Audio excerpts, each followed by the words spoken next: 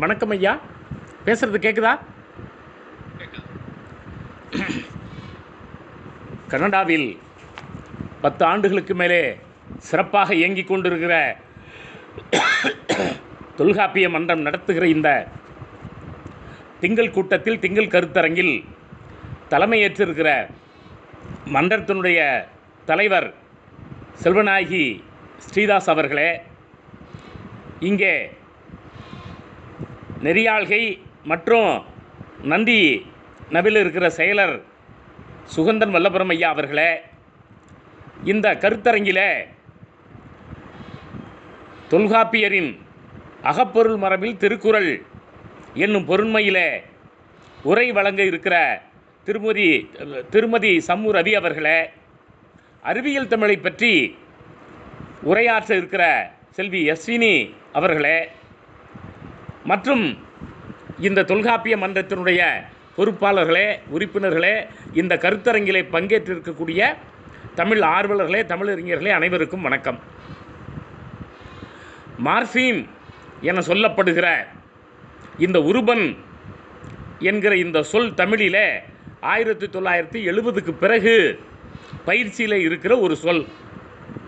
அதற்கு முன்னர் தமிழ்மொழி நூல் எழுதிய பீசா சுப்பிரமணிய சாஸ்திரியார் போன்றவர்கள் 1931 காலங்களிலே இந்த மார்ஃபீம் என்கிற சொல்லுக்கு இணையாக சொல் என்கிற சொல்லையே பயன்படுத்தினார்கள். சென்னை பல்கலைக்கழகம், அண்ணாமலை பல்கலைக்கழகம் போன்ற பல்கலைக்கழகங்களிலேயும் அந்த சொல் என்கிற சொல்லு தான் பயன்படுத்தப்பட்டது. இந்த அனைத்திந்திய மொழியியல் கழகம் என்கிற ஒரு அமைப்பை ஏற்படுத்தி மொழியியல் என்கிற இதழ் வெளியிட்ட பிறகுதான் இந்த சொல்லை பாவாணர் போன்றவர்கள் மற்றும் பலரும் பயன்படுத்துகிறார்கள். ஃபொனீம் என்றால் ஒலியன், மார்ஃபீம் என்றால் உருபன் போன்ற சொற்கள். இன்னும் 2000 காலங்கள் வரை லெக்சீம் போன்ற சொற்களுக்கு சரியான சொல் இல்லாமல் அகராதி தெரிவு சொல் என்கிற ஒரு சொல்லைத்தான் பல அறிஞர்களும் பயன்படுத்தி கொண்டிருந்தார்கள். பிறகு 2010 காலங்கள், 2020களில் சொல்லன் என்கிற அந்த சொல்லாட்சியை பயன்படுத்துகிறார்கள். அப்போ ஒலியன், உருபன், சொல்லன் என்பதற்கு நுட்பமான வேறுபாடு இருக்கிறதை நாம் மனதில் கொள்ள வேண்டும். அப்போது ஒலி ஃபோன், ஃபொனீம் ஒலியன், மார்ஃபீம் உருபன், லெக்சீம் அகராதியிலே ஒரு சொல் இப்போ படி என்று இருந்தால் 1, 2, 3 என்று போட்டு அதை லெக்சீம் என சொல்லுவார்கள். இது 40 லெக்சீமாக இருக்கலாம் ஒரு சொல். அப்போ அந்த சொல்லன் என்கிற சொல் வந்த பிறகு அது இப்போ பரவலாக பயிற்சியில் இருக்கிறது.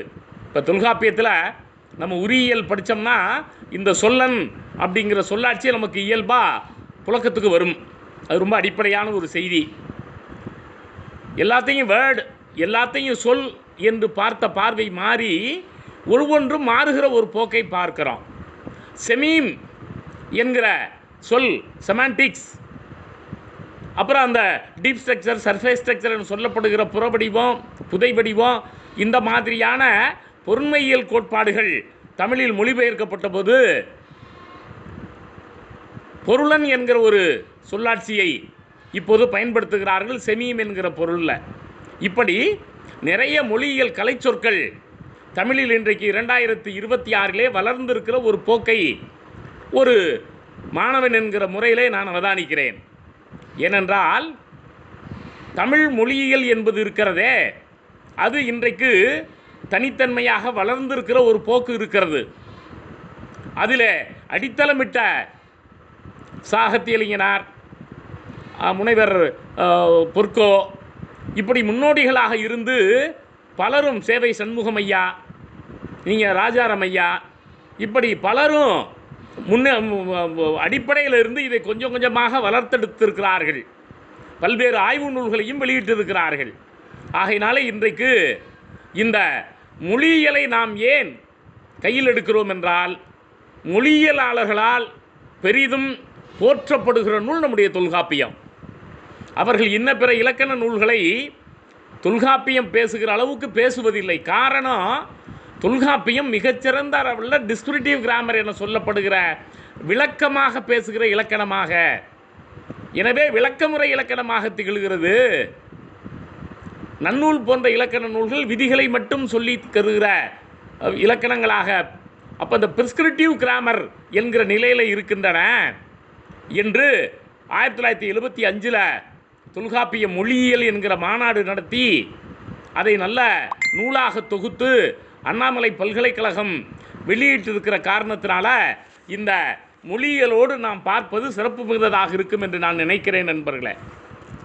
இப்போ எல்லோரும் சொல்லுவதைப் போல எல்லா சொல்லும் பொருள் குறித்தனவே என்கிற ஒன்று சொல்லாட்சியை பார்க்கிறோம்.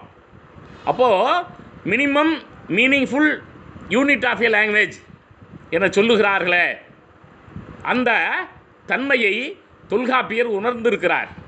உணர்ந்திருக்கிற காரணத்தினால தான் பொருள் குறிக்க வேண்டும். ஒரு உருவனுக்கு ரொம்ப அடிப்படையானது பொருள் தருவது. உரையாசிரியெல்லாம் நிறைய எழுதுவார்கள். நீங்கள் பறவைகள் எழுப்புகிற ஒளி, விலங்குகள் எழுப்புகிற ஒளிகள் எல்லாம் சொற்கள் இல்லை, அவை பொருள் தந்தாதான் சொற்கள் என்று சேனாவரையர் போன்றவர்கள் குறிப்பிடுவதையும் நாம் கவனிக்கிறோம். அப்போ உருவன் என்றாலே அல்லது மரபிலக்கணத்தில் சொல் என்றாலே பொருள் தர வேண்டும் அப்படிங்கிற ஒரு அடிப்படை கருத்து இருக்கிறத நாம் கவனிக்கிறோம். இப்போது தொல்காப்பியத்தில் இடம்பெற்றிருக்கிற உருவனியல் கோட்பாடுகள் அல்லது இந்த மார்ஃபலாஜிக்கல் என சொல்லப்படுகிற அந்த கண்ணாடியை நாம் போட்டுக்கொண்டு தொல்காப்பியத்தை பார்க்கிற போது நூன்மரபு என சொல்லப்படுகிற எழுத்துக்களை பற்றிய அல்லது ஒலியன்களை பற்றிய சிந்தனைகள் குவிந்து கிடக்கிற பகுதியில் அதிகமான உருவியனியல் கோட்பாடுகளை நாம் பார்க்க முடியவில்லை நண்பர்களே. மொழிமரபினுடைய 10வது நூற்பா தொடங்கி பின்னாலே மரபியல்ல 1597வது நூற்பா வரை நான் ஒரு பருந்து பார்வையில் பார்த்தபோது எங்குமே இந்த உருவன் கோட்பாடுகள் பரவலாக கிடக்கிறத நம்மால் பார்க்க முடிகிறது நண்பர்களே. ஏன்னா அவர் இந்த சொற்கள் எங்கெங்கே வரும், புல் என்றால் என்ன, மரம் என்றால் என்ன, அதனுடைய அந்த கிளைகள், தழைகள், பழம், காய் போன்ற உருவன்கள் எல்லாம் புல் என்கிற உருவனை சார்ந்தும் மரம் என்கிற அந்த கலை சொல்லை சார்ந்தும் வரும் என்று உருவன் வரையறை. அப்போ அந்த ரெஸ்ட்ரிக்ஷன் ஆஃப் மார்ஃபீம் என மொழியியலாளர்கள் பேசுவதையும் தொல்காப்பியர் உணர்ந்திருக்கிறார். அவர்கள் இந்த தரவுகள் என்பார்கள், டேட்டா. தொல்காப்பியரை போன்ற ஒரு இந்த தரவுகளை தேர்ந்தெடுத்து அதை தன்னுடைய நூற்பாக்கள்லையும் தன்னுடைய கோட்பாடுகள்லையும் குறிப்பிடுகிற ஒருவரை நாம் வேறு எங்கும் பார்க்க முடியாது நண்பர்களே. அந்த அளவில் தொல்காப்பியம் பேசுகிறது. எழுத்ததிகாரத்தில் மொழிமரபில் தொடங்குகிற போதே ஓரெழுத்து ஒரு மொழி அப்படிம்பார். அப்புறம் ஈரெழுத்து ஒரு மொழிம்பார். 2 எழுத்துக்களாலான ஒரு உருபன், ஓர் எழுத்தாலான ஓர் உருபன், நம்ம ஓரெழுத்து ஒரு மொழி என்று பிறகு தமிழ் வழியிலே சிந்தித்த நன்னூலார் போன்றவர்கள் பேசுவதை நம்ம பார்க்கிறோம். அப்புறம் 2 இசைக்கும் தொடர்மொழி. அப்போ 2க்கு மேற்பட்ட எழுத்துக்கள், அதிகபட்சம் 6 எழுத்து 5 எழுத்து தான். மொழியில் 7 எழுத்துக்கு மேலே சொல் இருக்க முடியாது. அப்படி இருந்தால் அது காம்பவுண்ட் ஃபார்ம் என சொல்லப்படுகிற கட்டுருபனாக இருக்க வேண்டும். இப்போ பல்கலைக்கழகம் அப்படின்னு ஒரு சொல்லாட்சி இருக்குன்னா பல கலைகளை கற்பிக்கிற கழகம் என சொல்லுகிற போது மொழியியலாளர்கள் அதை சிந்தட்டிக் மார்ஃபீம் என்கிறார்கள். அப்போ பல்வேறு சொற்கள் இணைந்து ஒரு சொல்லாக தோன்றுகிற அந்த தொகுநிலை சொற்கள் தமிழில் நிறைய இருக்கின்றன. இப்போ 2 சொற்கள் அல்லது உருபன்களாக இப்போ கரும்பலகைங்கிற சொல்ல பார்க்கிறோம், காம்பவுண்ட் ஃபார்ம். அப்போ இவர்கள் கட்டுருபன் என சொல்லுகிறார்கள். இப்போ வந்தான், வந்தாள், வந்தது, வந்தன, இல், இன், தூ என பால் வேறுபாடு படுத்துகிற விகுதிகள் இருக்கின்றனவே, அவையும் உருபன்களே. அதனால தான் தொல்காப்பியர் பேசும்போது நுட்பமாக சொல்வார், இடைச்சொல் எல்லாம் வேற்றுமை சொல்ல என்பார் எச்சரிக்கையில். அது என்ன இடைச்சொல் எல்லாம் வேற்றுமை சொல்லே அப்படின்னு கேட்டால், இந்த காலங்காட்டும் உருவாக இருந்தாலும் வேற்றுமை உருவாக இருந்தாலும் சாரியையாக இருந்தாலும் தமிழில் இடம்பெற்றிருக்கிற இடைச்சொற்கள் எல்லாமே பொருளை வேறுபடுத்தும். நீங்கள் பொருளை வேறுபடுத்துவது என்பது ஐரோப்பியர்கள் சொல்லுகிற உருபன் வரையறையில் மிக முக்கியமான ஒன்று. தொல்காப்பியம் தனக்கென்று தனியான கொள்கைகளை அவருடைய வரையறைக்காக உருவனுக்காக வகுத்து கொள்ளுகிறது. சான்றாக இப்போ நாம் லெக்ஸீம் என சொல்லுகிற அகராதி பதிவு சொற்கள் இருக்கின்றனவே, அதற்கு தொல்காப்பியம் ஒரு தனி வரையறையை தரும். எப்படி? வெளிப்படு சொல்லே கிளத்தல் வேண்டா. ஒரு டிக்ஷனரினா எல்லாத்துக்கும் தெரிஞ்ச சொல்ல அதில் பதிவு செய்ய வேண்டியதில்லை என்பது அவருடைய கொள்கை. ஆனால் இந்த காலத்தில் நாம் எல்லா சொற்களையும் பதிவு செய்யணும், ஏன்னா ஒரு காலத்தில் இன்றைக்கி வழக்கில் இருக்கிற சொற்கள் நாளைக்கு இல்லாமல் போகலாம் என்று இந்த லெக்ஸீமுக்கு 20ஆம் நூற்றாண்டில் இருக்கிற பொருண்மை அல்லது கொள்கை வேறு, தொல்காப்பியர் கொண்டிருந்த கொள்கை வேறு அப்படிங்கிறத நாம் கவனத்தில் கொள்ளுகிறோம் நண்பர்களே. தொல்காப்பியம் இந்த மொழியியலாளர்கள் பேசுகிற அனைத்து கலைச்சொற்களுக்கும் வெவ்வேறு நிலைகளிலே அங்கே விளக்கம் தந்திருக்கிறத நம்ம பார்க்குறோம். ஆமாம், இப்போது இன்ஹரண்ட் நவுன் என்று இன்றைக்கு மொழியியலாளர்கள் சொல்லுகிற இயற்பெயர் இருக்கிறதே, இந்த இயற்பெயரை பற்றி தொல்காப்பியம் நல்ல நுட்பமாக பேசுகிறது. இவர்கள் தனிப்பொருள்கள் தருகிற யூனிட்ரி ஃபார்ம் அல்லது ஃப்ரீ ஃபார்ம் என சொல்லுகிற இன்ஹரண்ட் வெர்ப் என்கிறார்களே, அதை பற்றி தொல்காப்பியம் நிறைய பேசியிருக்கிறது. இப்படி இந்த மொழியியல் கண்ணாடியை போட்டுக்கொண்டு நாம் தொல்காப்பியத்தை பார்க்கிற போது தொல்காப்பியத்தில் புதிய புதிய பரிணாமங்கள் நமக்கு தெரிகிற காரணத்தினால தான் நாம் இந்த தொல்காப்பியத்தை மொழியியலோடு பார்க்க வேண்டிய கட்டாயம் இருக்கிறது. இப்போ மாசரு பொண்ணே வலம்புரி முத்தே என்று ஒரு விழித்தொடரை பார்க்குறோம். வக்கேட்டிவ் கேஸ் என மொழியெல்லாம் பேசுகிறார்கள், ஆங்கில இலக்கணத்தில் பேசுகிறார்கள். இதை தொல்காப்பியர் பேசுகிற போது விழி எனப்படுவது தெளிய தோன்றும் அப்படிம்பார். ஒரு சொல் கேட்பவனாலே கேட்கப்படுகிற போது அது தெளிவாக அவனுக்கு பொருள் புரியும். அதற்கு இந்த விழித்தொடர் சிறப்பாக இருக்கும். ஒரு கூட்டத்தில் ஒருத்தர் பேசுகிற போது உடன்பிறப்பே, தோழர்களே, நண்பர்களே, இரத்தத்தின் இரத்தமே என்று விழிக்கிற போது அது அவனுடைய உள்ளத்தில் போய் தைக்கும், அது தெளிய தோன்றும்.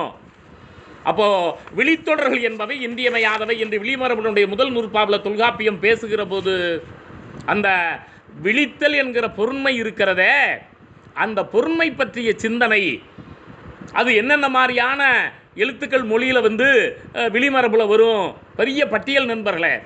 அப்போ தொல்காப்பியர் என்கிற மொழிநூல் வல்லுனர் அல்லது மொழியியல் வல்லுனர் பல்வேறு தரவுகளையும் பார்க்கிறார். பார்த்துவிட்டு அவர் சொல்லுகிற விளக்கங்கள் ஒவ்வொன்றும் அவருடைய இந்த உருபன் வரையறை என்பதை பற்றி மட்டுமே நாம் நிறைய பேசிக்கொண்டே இருக்கலாம் நண்பர்களே. அந்த அளவுக்கு அவர் இந்த உருபன் வரையறைகளை தொகுத்து சொல்லி கொண்டு செல்வதை நாம் கவனத்தில் பார்க்கிறோம். நான் கொஞ்சம் முன்னால் சொன்னேன், எல்லா சொல்லும் பொருள் குறித்தனவே. அடுத்த நூற்பாவில் பெயரியலில் சொல்லுவார், பொருண்மை தெரிதலும் சொன்மை தெரிதலும் சொல்லினாகும் என்மனார் புலவர் அப்படிம்பார். அது என்னங்க பொருண்மை, அது என்னங்க சொன்மை அப்படின்னு கேட்டிங்கன்னா, இப்போது நாம் இங்கே பேசி கொண்டு இருக்கிறோம்.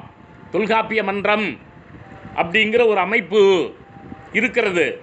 இந்த தொல்காப்பிய மன்றம், தொல்காப்பியம் என்பது ஒரு பெயர் சொல், மன்றம் என்பது ஒரு பெயர் சொல். அந்த இரண்டு பெயர் சொற்களும் ஒரு தொகை சொல்லாக தொல்காப்பிய மன்றம் என இருக்கிறது என்று சொல் அடிப்படையிலே பார்த்தால் அது சொன்மை தெரிதல். கனடாவிலே தொல்காப்பியத்தை வளர்த்து கொண்டிருக்கிற மன்றம் என்று அது தருகிற கருத்தை நாம் பார்த்தால் அது பொருண்மை தெரிதல். அப்போது ஒரு இலக்கண கலைச்சொல் வரையறை தருகிற போது அதனை இவர் சொன்மை தெரிதல் அப்படிம்பார். அதனால தான் என்னுடைய மாணவர்களுக்கு சொல்லுகிற போது நான் சொல்லுவேன், ஒரு தொடரை நீங்கள் பார்க்கிற போது அது பெயரா, வினையா, வேற்றுமை தொகையா, உருவும் பயனும் உடன்தொக்க தொகையா அல்லது பண்பு தொகையா, அதுதான் உங்களுக்கு கண்ணில் தெரிய வேண்டும் என்பேன். திருச்சிராப்பள்ளி தமிழ்ச்சங்கம்னு சொல்ல பார்த்தா திருச்சிராப்பள்ளியின்கண் அல்லது கன்னடாவின்கண், கன்னடா தொல்காப்பிய மன்றம் என்றால் கன்னடாவின்கண். அப்போ 7ஆம் வேற்றுமை உருவு அங்கே இருக்கிறது, 7ஆம் வேற்றுமை தொகை. தொல்காப்பிய பெருமையை வளர்த்து கொண்டிருக்கிற, ஆய்ந்து கொண்டிருக்கிற மன்றம் 2ஆம் வேற்றுமை உருவும் பயனும் உடன்தொக்க தொகை என்று அந்த தொடரை ஒருவன் பார்க்கிற போது அதுதான் நண்பர்களே சொன்மை தெரிதல். அப்போது ஆசிரியர் தொல்காப்பியனார் அவருடைய உருபன் வரையறை என்பது ஒரு உருவனுக்கு இலக்கண தன்மை ஒன்று இருக்கிறது, அது தருகிற பொருள் என்கிற ஒன்று இருக்கிறது என்பதை நுட்பமாக அவர் விவரித்து சொல்வதை பார்க்க. இன்னுமே கிட்டத்தட்ட 40 நூற்பாக்கள் அவர் இந்த உருபன் வரையறைக்கே செலவு செய்கிறார். இப்போ உதாரணமாக தெரிபு வேறு நிலையிலும் குறிப்பின் தோன்றலும் இருபாற்றென்ப பொருண்மை நிலையே. ஒரு உருபன் இருக்கிறது, அந்த உருபன் இரண்டு வகையில் பொருளை தரலாம். வெளிப்படையாக பொருள் இருக்கலாம், மறைமுகமாக பொருள் இருக்கிறான். அப்போது மறைமுகமாக பொருள் தருவதற்கு பேர் குறிப்பு, வெளிப்படையாக பொருள் தருவதற்கு போய் தெரிபு வேறு நிலையல். இப்போ நம்மெல்லாம் பெருநிலை வினைமுற்று அப்படின்னு நன்னூல் அடிப்படையில் சில இலக்கண கலை சொற்களை வரையறை செய்கிறோம். தொல்காப்பியர் தெரிபு அங்கே நிலை பெறுதல்பார், பெயர் நிலை கிளவிங்கிறார். பெயர் என்கிற அந்த தன்மை நிலை பெற்றிருக்கிற கிளவி, கிளவினா உருபன் அல்லது சொல் என அவர் குறிப்பிடுகிறத நம்ம கவனிக்கிறோம். அதே நேரத்தில் பெயர் நிலை சுட்டே அப்படிம்பார். பெயர் என இது சுட்டப்படுகிறதும்பார், பெயர் நிலை பெற்றிருக்கிறதும்பார். நான் அதனால தான் சொல்லுவேன், தொல்காப்பியத்தினுடைய இலக்கண கலை சொற்களை நாம் நுட்பமாக கவனிக்கிற போது அது அதற்குள்ளே ஒரு நுட்பத்தை நமக்கு தந்திருக்கும். ஆமாம், இது சுட்டப்படுகிறதும்பார். உயர்திணை என்பனார் மக்கள் சுட்டேம்பார். மக்கள் என சுட்டப்படுகிற ஒரு பொருள், அது உயிர் உள்ள பொருள். அந்த உயிர் உள்ள பொருள் உயர் ஒழுக்கத்தை கொண்டிருந்தால் அது உயர்திணை என சுட்டப்படும். அது உயர் ஒழுக்கம் இல்லை என்றால் அது உயர்திணை என சுட்டப்படாது. அங்கே அந்த உயர் ஒழுக்கம் என்பது நிலை பெற்றதில்லை, சுட்டப்படுவது தான். அப்போது இந்த தொல்காப்பியர் இந்த மாதிரி வரையறை செய்கிற தன்மையை நம்ம பார்க்கிறோம். அப்புறம் வகைப்படுத்துவார். சொல்லனப்படுவ பெயரே வினை என்று ஆயிரண்டென்ப அறிந்திசினோரே. இல்லைங்க, அந்த உருபன் இருக்குதே, பெயர் உருபன் சொல்லுருபன் அப்படின்னு ரெண்டு தாங்க. ஏங்க இப்போ இடைச்சொல்லும் உரிச்சொல்லும் இல்லையா? இல்லைங்க, எங்கெங்கே பெயர் வருதோ எங்கெங்கே வினை வருதோ அவற்று வழி மருங்கில் தோன்றும் என்ப எது இந்த இடைச்சொல்லும் இந்த உரிச்சொல்லும். அப்படியோடு ஒரு சொல்ல மாட்டார், இடைச்சொல் கிளவியும்பார்.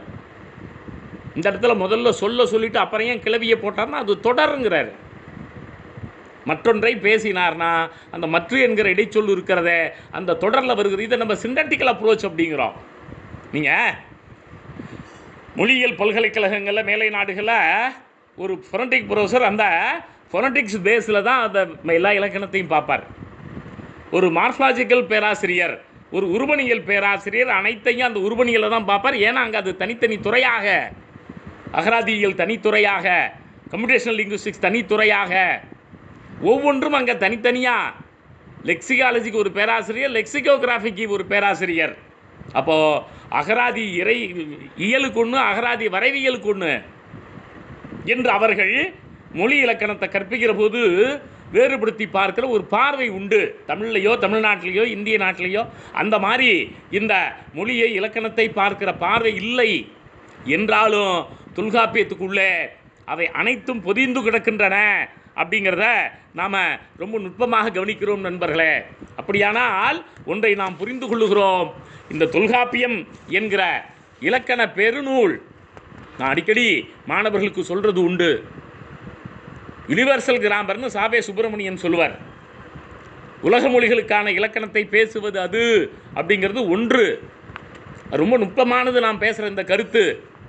நாம் 1850க்கு பிறகு தமிழிய குடும்பம் அல்லது திராவிட குடும்பம்ங்கிற மொழிகள் ஒரு ஒற்றமுடைய போக்கு இருக்கின்றன அப்படிங்கிறத பேசுகிறோம்.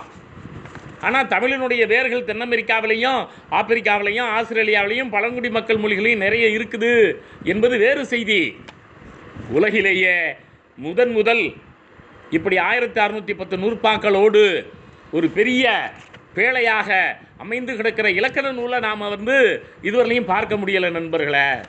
ஆமாம், அதனால தான் நாம் சொல்கிறோம், இதை தமிழர்கள் எங்கெங்கெல்லாம் பரவி இருந்தார்களோ சிந்து வெளியிலிருந்து அவர்கள் இன்றைக்கு போர் நடக்கிற ஈரான் ஈராக் பகுதியில் எலாமைட் என சொல்லப்படுகிற இனத்தவர்களாக இருந்து அதனுடைய வழிமரபினர்கள் ஒரு மொழியை பேசுகிறார்கள்.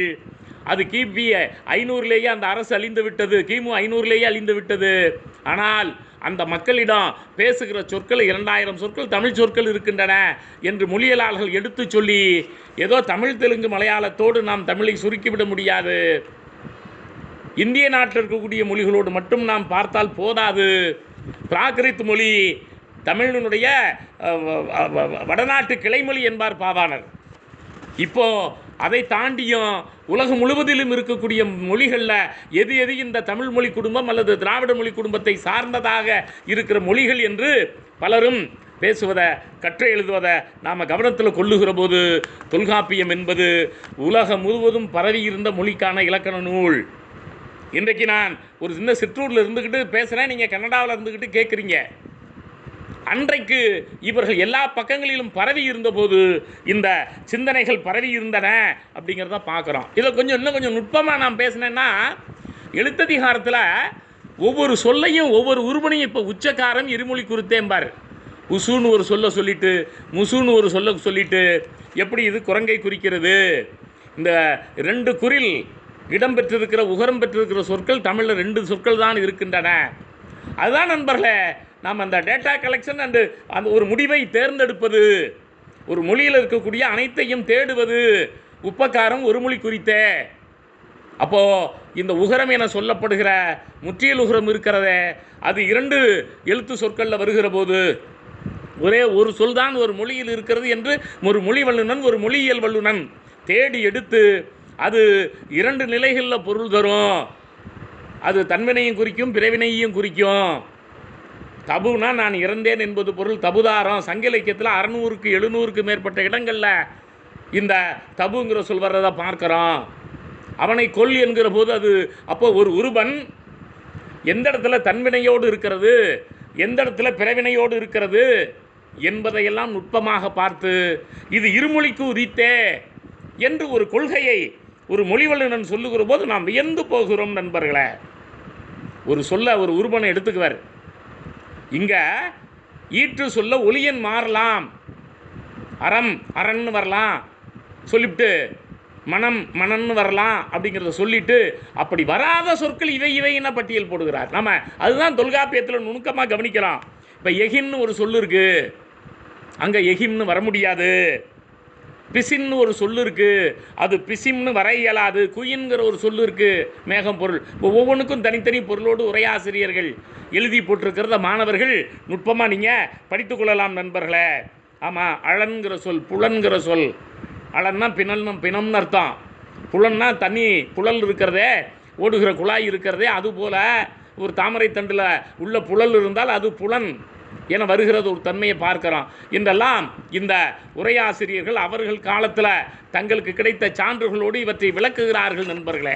இப்படி இந்த சொற்கள் எல்லாம் அல்லது உருபன்கள் எல்லாம் எப்படி இருக்குது. அப்போ எழுத்ததிகாரத்திலேயே பொதுவாக மார்ஃபலாஜிக்கல் தாட்ஸ் அப்படின்னா மார்ஃபிமை பற்றி பேசும்போது பேசுவாங்க. இங்கே இவர் மார்ஃபோஃபொனாலஜியை பற்றி பேசுகிற போது மரத்தை வெட்டினான்னா மரம்ங்கிறது ஒரு உருபன், அத்துங்கிற ஒரு வெற்றுருபன் சாரியை வெட்டுதல்ங்கிறது ஒரு வெர்பு ஒரு வினைவுருபன் அப்படிங்கிறத பார்த்துட்டு அவர் தந்திருக்கிற தன்மை, நீங்கள் தொகை மரபில் தொடங்கி அவ்வளவு சாரியைகளையும் பேசுவார். இன்றைக்கு உலக மொழியியலாளர்கள் அதை வெற்றுருபன்கிறாங்க. தமிழ் சாரியைகளுக்கு பல தனித்தன்மைகள் உண்டு. அவை பல நேரங்களில் பொருளுடையனவாகவும் இருக்கும். நீங்கள் கம்பேரிட்டிவ் கிராமர் என சொல்லப்படுகிற ஒப்பிலக்கண நூலார், கான்ட்ராஸ்டிவ் லிங்குவிஸ்டிக்ஸ் என சொல்லப்படுகிற உரைச்சி மொழியியல் நூலார், இவர்களெல்லாம் நிறைய கருத்துக்கள் முன்வைக்கிறார்கள். எப்படி சீன மொழியில் வெற்றுருபன் மிகுதியாக இருக்கிறது, இடைச்சொற்கள் இருக்கின்றன. எப்படி ஜப்பானிய மொழியில் பெயர் சொல்லுக்கு அப்புறம் இந்த சாரியை எடுத்து வேற்றுமை உருபு என சொல்லப்படுகிற உருபன். அப்போது வேற்றுமை உருபுகள் அனைத்தும் ஒட்டு உருபன்கள் அல்லது சேர்க்கை உருபன்கள். ரொம்ப நுட்பமாக நம்ம அந்த வார்த்தையை கவனிக்கிறோம். அதெல்லாம் மார்ஃபு அப்படிம்பாங்க மொழியல்ல, உருபு அப்படிம்பாங்க. ஏன்னா உருபன் பொருள் தரும், உருபு பொருள் தராது. மாற்று உருபன் வேறு, மாற்று உருபு வேறு. ரொம்ப நுட்பமாக நம்ம அந்த சொல்லாட்சிகளை கவனிக்கிறோம். இப்போ ஆடுன்னு ஒரு சொல்லு இருக்குது, மேடம்ங்கிற ஒரு சொல்லு இருக்குது செவ்வியல் இலக்கியத்தில், கடமைன்னு ஒரு சொல்லு இருக்குது, தகர்னு ஒரு சொல்லு இருக்குது, அப்பர்னு ஒரு சொல்லு இருக்குது. செவ்வியல் காலத்தில் அப்பர் அப்படின்னா ஆட்டைத்தான் குறிக்கும், தனித்தனி லெக்ஸீம். அப்போது அந்த ஆடுங்கிற சொல்லுக்கு மாற்றாக இது வருகிறது. எனவே இதை மாற்று உருவன் என இவர் சொல்லுகிறார்கள். அல்லோ மார்ஃபீம் என்கிற ஒரு கலைச்சொல்லை இவர்கள் போடுகிறார்கள். அப்போது ஒரு பொருள் தருகிற வேறு சொற்கள்னு உரிச்சொல்லியல்ல தொல்காப்பியம் மற்ற இடங்களில் பேசுவதை இங்கு அல்லோமார்ஃபீம் என்று மாற்று உருபன் என சொல்லுகிற போது இந்த மாற்று உருபன்கள் தமிழில் நிறைய பெயருக்கு வினைக்கு பேசுதல், மொழிதல், கூறுதல், பறைதல், அறைதல் அப்படிங்கிறப்போ இவையெல்லாம் மாற்று உருபன்கள். அவை பொருளுடையன. ஒரு உருவுக்கு பதிலாக இன்னொரு உருவு வரலாம். வீட்டில் இருந்தான் வீட்டின் எப்போ இல்லு இன்னுன்னு வர்றப்போ அது மாற்று உருவு. அல்லோ மார்ஃப் என்பது வேறு, அல்லோ மார்ஃபியம் என்பது வேறு. அதனால தான் நான் சொன்னேன் நண்பர்களே, இந்த மொழியியலை கொஞ்சம் கற்றுக்கொண்டு அதனுடைய ஆழத்தோடு தொல்காப்பியத்தை பார்க்கிற போது தொல்காப்பியர் பேசாத பொருள்களெல்லாம் நமக்கு புலனாகின்றன இந்த தொல்காப்பியத்தில் நுட்பமாக என்று நாம் கவனிக்கிறோம். அப்போது இந்த புணரியல்ல பெயர் உருபன் வகைகளெல்லாம் கூப்பிடுவார். எது உயர்திணை, எது அகிரிணை, எது விரவுத்திணை. ஒரு சாதாரண இயற்பெயர் இருக்கிறது. அந்த இயற்பெயர் உயர்லையும் அகிரிணையிலையும் கலந்து வருகிற போது, விரவி வருகிற போது அதை விரவுத்திணைம்பர், விரவுத்திணை பெயர் அப்படிம்பர். விரவுத்திணை வினைன்னு ஒன்று உண்டு. ரொம்ப நுட்பமாக நீங்கள் அந்த ஆழமாக பெயரியலையும் வினையிலையும் படிக்கும்போது இவற்றை நீங்கள் வேறுபடுத்தி பார்க்க முடியும். இப்போது நுட்பமாக நம்ம பேசுகிற போது நண்பர்களே இது போன்ற தொடர்களை நாம் கவனிக்கலாம். ஆமாம், இதை பற்றி அவர் பேசுகிறப்போ பெயர்நிலை சுட்டு அப்படிம்பர். இந்த விரவுத்திணை, இந்த உயர்திணை, இந்த அகிரிணை இவற்றையெல்லாம் சொல்லுகிற போது இப்போ கருப்பன் வந்தான் என்கிற போது உயர்நிலையும், கருப்பன் வந்தது என்கிற போது அகிரிணையும். அப்போ கருப்பன்கிற ஒரு சொல் விரவுத்திணையாக அல்லது இருதிணை பொது வினைங்கும் நன்னூல். மாணவர்கள் நன்னூலை படிச்சுட்டு தொல்காப்பியத்தை படிக்கிற போது இந்த வேறுபாட்டை நாம் உணர முடியும் நண்பர்களை. இப்போ கரம், காரம், கான் நமக்கு தெரியும். அது எழுத்துச்சாரியை நம்ம எழுத்ததிகாரத்தில் பார்க்குறோம். இந்த எழுத்துச்சாரியைகள் என்பவை அப்போது ரெஸ்ட்ரிக்ஷன் ஆஃப் த மார்ஃபீம். இது நெடிலெழுத்தில் காரம் மட்டும்தான் வரும். ஐகான் அவுகானில் மட்டும் காரமும் காணும் வரலாம். அதே நேரத்தில் குறில் எழுத்துக்களில் இது கரம், காரம், கான் 3 வரும்.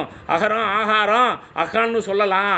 அப்போது இந்த ஒரு உருபன், ஒரு வெற்றுருபன் பயின்று வருகிற தன்மை, அது எந்தெந்த இடத்துல வருங்கிற வரையறை, இதெல்லாம் தொல்காப்பியத்தில் நிறைய நம்ம பார்க்குறோம். அவரே ஒரு உருவனை உருவாக்குகிற போது விளக்க முறையில் உருவாக்குவார். சுட்டு முதலாகிய இகர இறுதி அப்படிம்பார். அது ஒரு கலைச்சொல், ஒரு இலக்கண கலைச்சொல். அது ஒரு சிந்தட்டிக் ஃபார்மில் இருக்கக்கூடிய ஒரு உருபன். நீங்கள் மொழியியல் பார்வையில் பார்த்தீங்கன்னா ஆமாம். அப்போது எகர முதல் வினாவின் இகர இறுதிம்பார். ஒரு 5-6 சொற்களை போட்டு ஒரு பேர் வைப்பார். அப்போ தொல்காப்பியத்தினுடைய கலைச்சொல்லுக்குள்ளேயே எப்படி சிந்தட்டிக் ஃபார்ம் இருக்குது, கார்பரேட் ஃபார்ம் இருக்குது, அதுக்குள்ளால காம்பவுண்ட் ஃபார்ம் எப்படி இருக்குது அப்படின்னு பார்த்தோம்னா அது தனி ஆய்வு நண்பர்களே. அது தனியாக பேசக்கூடிய உண்டு. இப்போ அதோழி, இதோழி, எதோழி அப்படின்னு அவர் காலத்தில் இருந்த சொற்கள் நம்ம பார்க்குறோம். அங்கே அப்படிங்கிறதுக்கு ஆண்டை, இங்கே என்பதற்கு ஈண்டை அப்படிங்கிற சொல்லாட்சியை சொல்கிறப்ப சுட்டு சினை நீடிய ஐயன் கிளவிம்பர். அவரே இப்படி ஒரு 5-6 பொருள்களை சேர்த்து ஒரு சிந்தட்டிக்னு ஒரு பொருளை உருவாக்குற மாதிரி இவர் இந்த தொகுநிலை சொற்களை உருவாக்கி பேசி இருக்கிறத நம்முடைய பார்வையில் பார்க்கிறோம் நண்பர்களே. இப்போது இந்த தொல்காப்பியம் சுட்டுகிற உருபன் கோட்பாடுகள் அப்படின்னு பார்க்கிற போது எப்படி இந்த உருபன் ஈர்ப்புத்தன்மையோடு இருக்கும், ஒரு உருபன் எப்படி உவமை கிளவியாக இருக்க முடியும் என்றெல்லாம் அவர் வரையறை தருகிற பாங்கு என்பது இருக்கிறதே நாம் நுட்பமாக பார்க்க வேண்டியது நண்பர்களே. இப்போ ஒன்றை சொல்லிட்டு நான் முடிச்சிடறேன், என்னுடைய நேரம் நெருங்கி விட்டது. கல்லோடு சீவனும் அவ்வியற் பெயரே கொல்வழியுடைய பலவரி சொற்கே ஒரு நூற்பா. அவர் காலத்தில் ஆடுகள் மாடுகள்னு கல் என்கிற அந்த விகுதி, அந்த மார்ஃப், அது என்ன செய்யலாம், அகிரிணை பெயரில் வரலாம். அப்போ உயர்திணை பெயரில் வரப்படாது. ஏன்னா பலவரி சொற்கே அப்படிங்கிறார். பலவின்பால் சொல்லலாம், பலர்பாலில் வராது. இது வரலாற்று முறை இலக்கணம், ஹிஸ்டாரிக்கல் லிங்குஸ்டிக்ஸ், ஹிஸ்டாரிக்கல் கிராமர். அவர் காலத்தில் இருந்த ஒரு இலக்கண கூறு.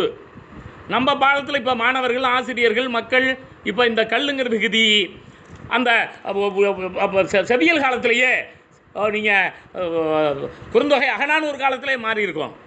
ஒரு மொழி 4000 5000 ஆண்டுகள் ஆகும்போது அந்த மாதிரி இலக்கண மாற்றம் வரும்னு தமிழ் மொழி வரலாறு தொல்காப்பியத்தில் நம்ம வெள்ளைவாரணர் குறிப்பிடுவதைப் போல அவர் 40 காரணங்கள் சொல்லுவார். ஏன் கிமு 5300 காலங்களில் இந்த தொல்காப்பியம் எழுதப்பட்டதுங்கிறதுக்கு அவர் காரணம் சொல்கிறப்போ இந்த மாதிரி மாற்றங்களுக்கு இப்படி வருவார் சொல்லுவார். இப்போ நமக்கு அது தலைப்பு இல்லை. மொத்தத்தில் நண்பர்களே, இந்த தொல்காப்பியத்தில் இருக்கக்கூடிய இந்த உருபன் கோட்பாடுகள் என்பவை நிறைய பேசப்பட வேண்டும். தொல்காப்பிய கலைச்சொல்ல இருக்கக்கூடிய உருபன் தன்மை தனியாக பேசப்பட வேண்டும். தொல்காப்பியம் சொல்லுகிற வேர்ச்சொற்கள் ரூட்ஸ் உரிச்சொல்லியலில் பேசப்பட வேண்டும். வெற்றுருபன் கோட்பாடு இடைச்சொல் அடிப்படையில் பேசப்பட வேண்டும் என்கிற கருத்தை வலியுறுத்தி நம்முடைய கனடாவில் இருக்கக்கூடிய தொல்காப்பிய மன்றம் எவ்வாறு செயல்படுகிறது என்பதை அதனுடைய தலைவர் அவர்கள் குறிப்பிட்டார்கள். நாங்களும் இங்கே முடிந்த அளவுக்கு அரசியல் கட்சிகளோடும் இங்கு இருக்கக்கூடிய அரசுக்கும் எப்படி இந்த இயக்கங்கள் வெளிநாடுகளில் தமிழை வளர்க்கின்றன, ஏன் நீங்கள் அவர்களுக்கு உதவ வேண்டும் என்பதை பற்றிய கருத்துக்களை முன்வைக்கிறோம். ஆனால் இங்கு இருக்கக்கூடிய அரசியல் தன்மை நாம் எளிதில் அணுகக்கூடிய அளவில் இல்லை என்பதை நீங்கள் அறிவீர்கள் என்கிற கருத்தை சொல்லி மிகச்சிறப்பாக எனக்கு இந்த வாய்ப்பை நல்கிய பேராசிரியர் இளசுந்தரம், இந்த கனடா தொல்காப்பிய மன்றத்தினுடைய பொறுப்பாளர்கள், உறுப்பினர்கள், இந்த பொழிவை கேட்டுக்கொண்டிருக்க அத்துணை பேருக்கும் நன்றி கூறி விடைபெறுகிறேன். நன்றி.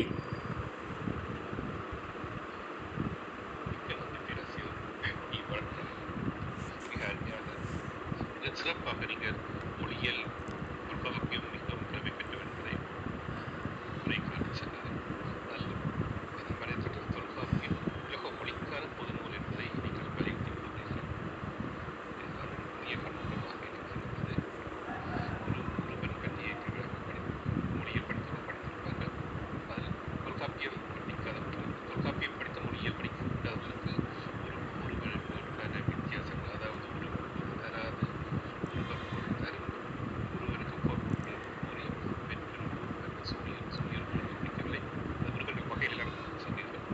அதே மாதிரி பேர்ச்சொல், வினைச்சொல், வினைச்சொல் சொல்லும் பொழுது வினைச்சொல் வெற்றுருவனாக கொள்ளாமல் உரிச்சொற்களை வேர்ச்சொற்களாக எடுத்துக்கொண்டு அதை செய்யலாம் என்று கூறினது பாராட்டுகிறீர்கள். நன்றி. உங்களிடம் இது தொடர்பான பலர் இங்கே மொழியியல் படித்தவர்கள் இருக்கிறார்கள். மொழிகளில் ஐயம் சொல்லுதல் எனக்கு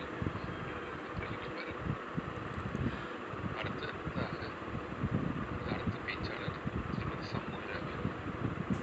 இவர் கோவை மாவட்டத்தில் வந்த சமூகராவி அமெரிக்காவில் சிகாகோவில் 28 ஆண்டுகளாக வசித்து வருகிறார்.